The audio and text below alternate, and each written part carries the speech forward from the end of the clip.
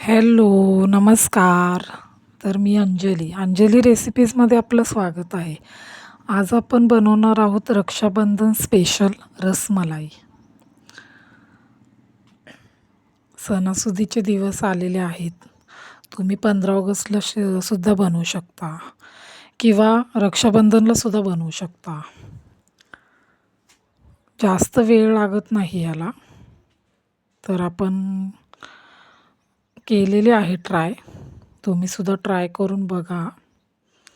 खूप छान झालेली आहे. आपण हलवाई स्टाईल केलेली आहे. खरंच खूप छान झालेली आहे.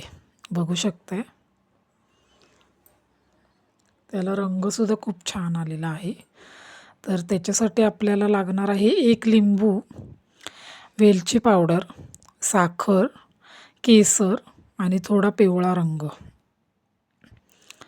तर सगळ्यात प्रथम आपण एका पातेल्यामध्ये दूध गरम करून घेऊया. दूध जास्त गरम करायचं नाही, फक्त त्याला एकच उकळी आणायची आहे. आणि त्याच्यामध्ये मी आता साखर घातलेली आहे 1 चमचा. आता ते असं हलवून घेऊया व्यवस्थित. तुम्हाला जास्त गोड हवं असेल तर तुम्ही 2 चमचे साखर टाकू शकता. पण आम्हाला इथे जास्त गोड आवडत नाही, त्यामुळे मी 1च चमचा साखर वापरलेली आहे. आता हे आपण हलवून घेऊया. दुधाला छान उकळी आलेली आहे. त्याच्यामध्ये आपण आता लिंबू घालायचा आहे. एका लिंबूने झालं नाही तर आपण दुसरा पण वापरू शकतो. 2 वापरू शकता तुम्ही इकडे. तर सगळ्यात प्रथम आपण आता पनीर करायचं आहे. हे बघा, अशा प्रकारे लिंबू पिळल्यानंतर थोड्याच वेळात हिरव्या कलरचं पाणी एका साईडला होतं आणि आपले दुधाचं पनीर एका साईडला तयार होतं. तर आता आपण हे गाळून घेऊया एका कापडामध्ये. अशा प्रकारे आपलं पनीर तयार होतं. तर इकडे मी कढई घेतलेली आहे छोटी. त्याच्यावर असे चाळण ठेवायचे आणि त्या चाळणीवरती असं एक कापड ठेवायचं, सुती कापड ठेवायचं. त्याच्यामध्ये आता आपण ते हे केले मिश्रण पनीरचं ते ओतायचं. संपूर्ण मिश्रण आपण ह्याच्यामध्ये ओतायचं. अशा प्रकारे ओतायचं कापडावरती. आता ह्याच्यामध्ये पाणी ओतायचं आपण. त्या पनीरवरतीच पाणी ओतायचं. पाणी ओतल्याने काय होतं, त्याच्यातला लिंबूचा जो आंबटपणा असतो तो निघून जातो आणि छान अशा पद्धतीने ते व्यवस्थित असं तयार होतं पनीर. आता हे आपण अशा प्रकारे पूर्ण पिळून घ्यायचं या कापडामधून. त्याच्यामध्ये आपण आता थोडंसुद्धा पाणी ठेवायचं नाही आहे. अशा पद्धतीने आपण पूर्ण ते गाळून घेऊया त्यातलं पाणी.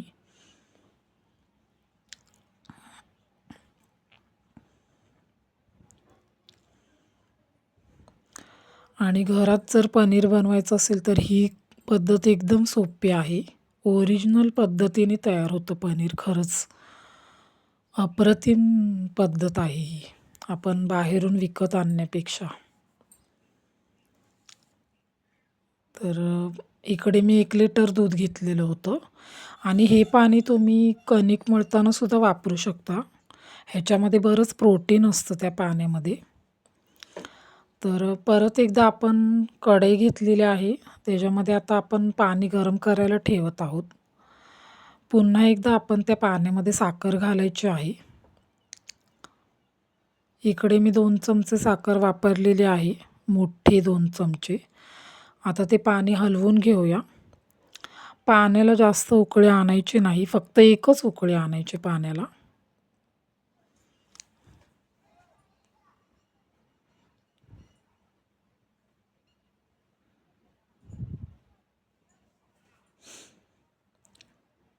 गॅस आता बारीक करायचा आणि आपण आता ते पनीर एका ताटामध्ये काढून घ्यायचं आणि ते असं अशा प्रकारे मॅश करायचं.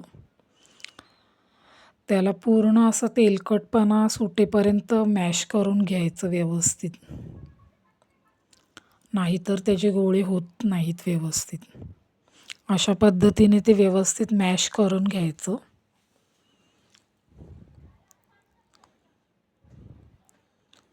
खूप छान वाटतं पनीर तयार करायला.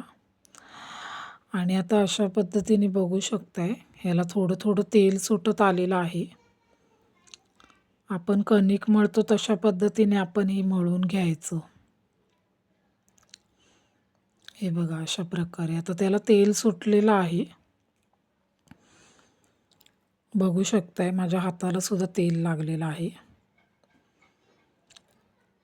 असं त्याचा एका साईडला गोळा करून घ्यायचा. आता ह्याचे आपण बारीक बारीक गोळे करायचे आणि थोडेसे चपटे बनवायचे. गोळे जास्त मोठे बनवायचे नाहीत, कारण ते गोळे आपण पाण्यामध्ये टाकले ना तर ते फुगतात. त्यामुळे अशा पद्धतीने गोळे तयार करून ते थोडेसे चपटे करायचे. अशा प्रकारे आपण सगळ्या पनीरचे गोळे बनवून घेतलेले आहेत. बघू शकताय तुम्ही.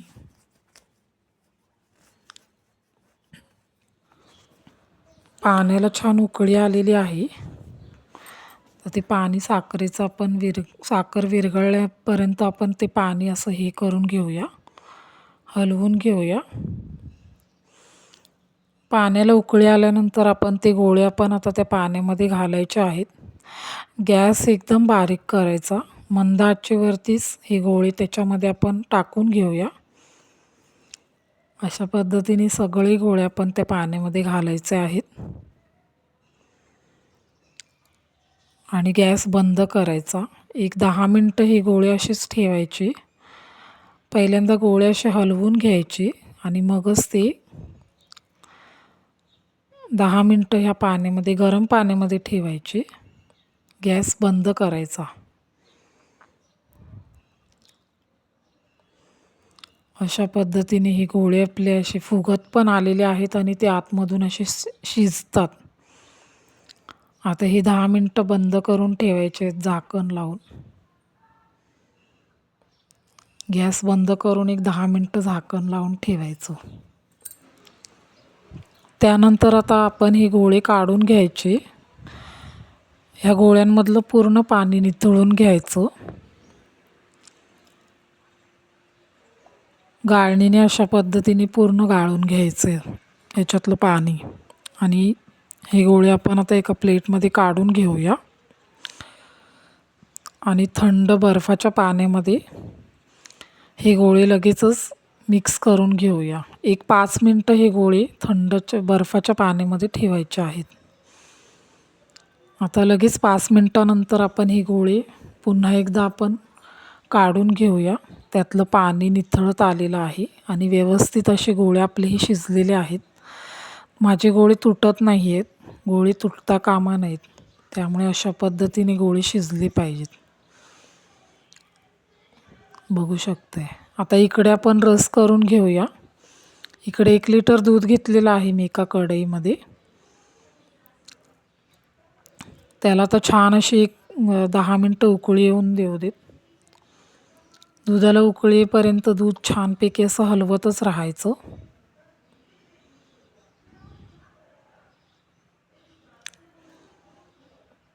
त्याला बाजूला जी साय तयार होते ती पण आपण ह्या दुधामध्ये मिक्स करायची आहे.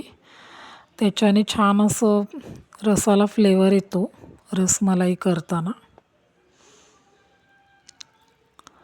खरंच खूप छान होती ही रेसिपी, मला तर खूप आवडली आहे. तुम्ही पण ट्राय करून बघा. आता ह्या दुधामध्ये मी 2 चमचे साखर टाकत आहे. तुम्हाला अजून एक अर्धा चमचा हवी असेल तर तुम्ही ॲड करू शकता पुन्हा, जास्त गोड हवं असेल तर. पण मीडियम गोड हवं असेल तर 2 मोठे चमचे घ्यायचे आणि साखर मिक्स करायची. आता हे पुन्हा एकदा आपण हलवून घेऊया.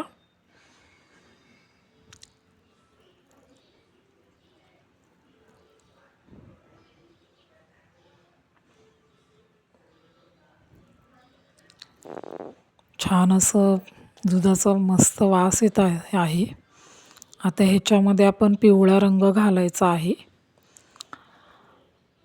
पिवळा रंग का घालायचा, तर आपण रसमलाईच्या दुकानामध्ये गेल्यावरती ते कसं असं पिवळ्या कलरचं दिसतं, त्यामुळे आपण त्याच्यामध्ये पिवळा रंग घालायचा आहे. पिवळा रंग घातल्यानंतर हलवायचं आणि केसराच्या काड्या पण घालायच्या. केसरच्या काड्यांचा जास्त रंग असा आपल्याला पुरेसा होत नाही ना, त्यामुळे पिवळा रंग टाकायचा. आता इकडे बघू शकताय मी केसराच्या काड्या पण घातलेल्या आहेत. केसर घातल्यानंतर हलवून घेऊया.